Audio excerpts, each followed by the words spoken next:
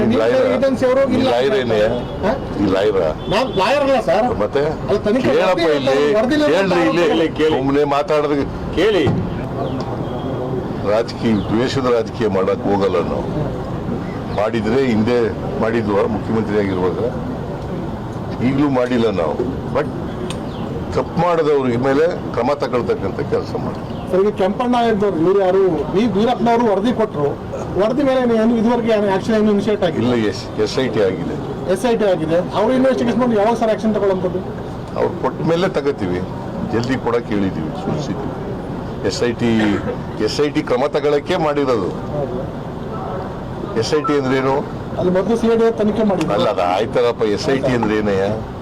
ವೀರಪ್ಪ ಕೊಟ್ಟಿರೋ ವರದಿ ಮೇಲೆ SIT ಅಂದ್ರೇನು? ಸ್ಪೆಷಲ್ ಇನ್ವೆಸ್ಟಿಗೇಷನ್ ಟೀಮ್ ಕ್ರಮ ತಗೊಳುತ್ತೆ. ಅವರು ಕ್ರಮ ತಗೋತಾರೆ, ತನಿಖೆ ಮಾಡ್ತಾರೆ. ಸರ್, ಈಗ ಸಬ್ ಕಮಿಟಿ ಕೊಡ್ತಕ್ಕಂಥ ವರದಿ ಯಾವುದೇ ಕಾರಣಕ್ಕೂ ಅದನ್ನ ಮೂಲೆ ಗುಂಪು ಮಾಡಲ್ಲ ಸರ್, ಅನುಷ್ಠಾನ ಆಗುತ್ತೆ ಅನ್ನೋದು.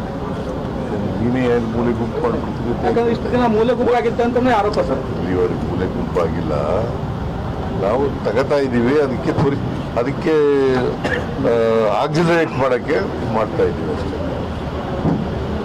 ಸರ್, ಈಗ ವಾಲ್ಮೀಕಿ ಪ್ರಕರಣದಲ್ಲಿ ಒಂದ್ ಕಡೆ ED ಅವರು ಚಾರ್ಜ್ ಶೀಟ್ ಫೈಲ್ ಮಾಡಿದ್ದಾರೆ. ನಿಮ್ಮ SIT CID SIT ಅವರು ಮಾಡಿದ್ದಾರೆ. ಕೋರ್ಟ್ ಬಗ್ಗೆ ಮಾತಾಡೋದು ಸರ್, ನಾಗೇಂದ್ರ ಇಲ್ಲ ಅಂತ ಹೇಳಿದ್ರೆ ನಾಗೇಂದ್ರ ಆರೋಪ ಇದೆ ಅಂತ ಹೇಳ್ತಾರೆ. ಯಾವ ಸತ್ಯ ಸರ್? ಯಾವ ತನಿಖೆ ಏಜೆನ್ಸಿ ಸತ್ಯ ಹೇಳಿದೆ, ಯಾವ ತನಿಖೆ ಏಜೆನ್ಸಿ ಸುಳ್ಳು ಹೇಳ್ತಿದ್ದಾರೆ? ಯಾವುದು ಕೇಳಪ್ಪ. ED ಅವರು ಮಾಡಿದ್ದಾರೆ, ತನಿಖೆ ಮಾಡಿ ಅವರು ಚಾರ್ಜ್ ಶೀಟ್ ಹಾಕಿದ್ದಾರೆ. ಆಮೇಲೆ SIT ಅವರು ತನಿಖೆ ಮಾಡಿ ಚಾರ್ಜ್ ಶೀಟ್ ಹಾಕಿದ್ದಾರೆ. ಅಲ್ಟಿಮೇಟ್ಲಿ ಡಿಸಿಷನ್ ತಗೊಳ್ಳೋರು ಯಾರು? ಕೋರ್ಟ್ನವರು. ಅವ್ರು ಏನ್ ತಗೋತಾರೆ ನೋಡಿ. ನಿಮ್ ತನಿಖೆ ಏಜೆನ್ಸಿ ತನಿಖೆ ಮಾಡೋರು ಸುಳ್ಳು ಅಂತಾರ. ED ಅವ್ರು ತನಿಖೆ ಮಾಡೋದು ಹಂಗಿದ್ರೆ ನಾಗೇಂದ್ರ ಕಿಂಗ್ ಪಿನ್ ಅಂತ ಅವ್ರು ಹೇಳ್ತಾರೆ. ಏಜೆನ್ಸಿ ಅವರು ಲಾಯರ್ ಅಲ್ಲ ಸರ್. ಮತ್ತೆ ತನಿಖೆ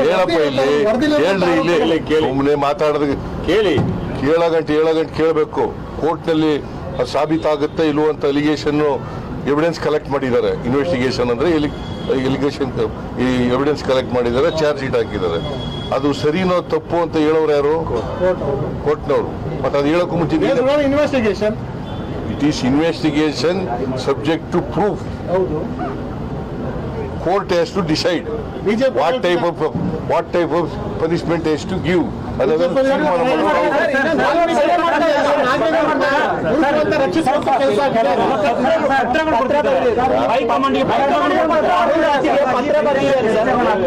ಯಾರು ಅದಕ್ಕೆ ನಿಮ್ ಜೊತೆ ಮಾತಾಡಲ್ಲ ಅಂತ ಹೇಳೋದು.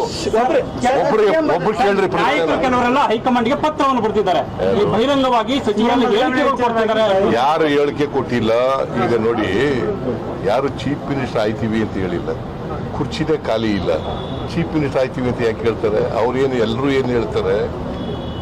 ಸಿದ್ದರಾಮಯ್ಯನವರೇ ಮುಂದುವರಿತಾರೆ ಅಂತ ಹೇಳ್ತಾರಲ್ವಾ? ಮತ್ತೆ ಸಿದ್ದರಾಮಯ್ಯ ಸೂಚನೆ ಕೊಟ್ಟರೆ ನಾವಾಗ್ತೀವಿ ಅಂತ ಹೇಳ್ತಾ ಇದ್ದಾರೆ. ಖಾಲಿ ಆದಾಗಲ್ವಾ ಯಾಕೆ ಸೂಚನೆ ಕೊಡ್ತಾರೆ? ಅವ್ರಿಗೆಲ್ಲ ಏನೋ ಡೌಟ್ ಇದೆ ಸರ್ಕಾರ ಖಾಲಿ ಆಗತ್ತಾ ಆಗಲ್ವಾ ಅಂತ ಬಗ್ಗೆ ನಿಮ್ಮ